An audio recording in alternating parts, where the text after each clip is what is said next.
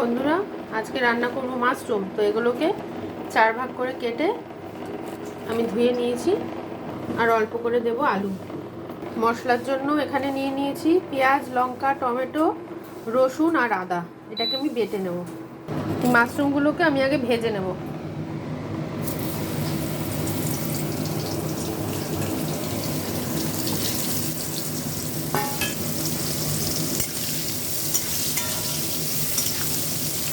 আমার মাশরুমটা ভাজা হয়ে গেছে, এবার আলুগুলো ভেজে নেব।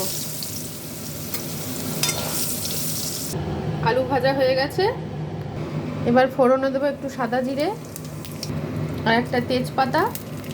মশলাটা আমার বাটা হয়ে গেছে, এবার এটা দিয়ে দেবো।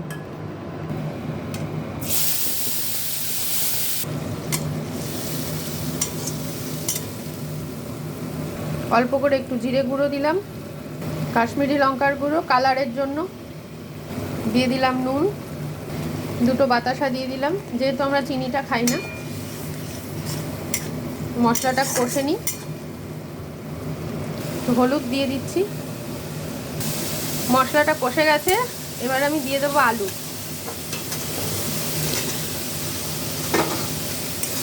এটা দিয়ে 2 মিনিট হবে, কারণ আলুটা শক্ত, মাশরুমটা তো আর বেশিক্ষণ হয় না।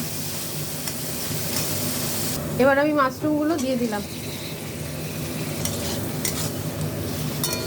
ভালো করে মিশিয়ে নিয়ে হালকা করে একটু জল দেব,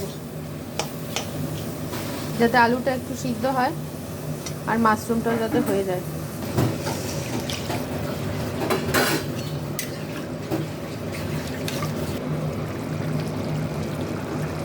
আমি একটু গরম মশলা দিয়ে দেবো। এই যে বন্ধুরা, মাশরুম রেডি। তোমরা ওইভাবে বানিয়ে খাবে।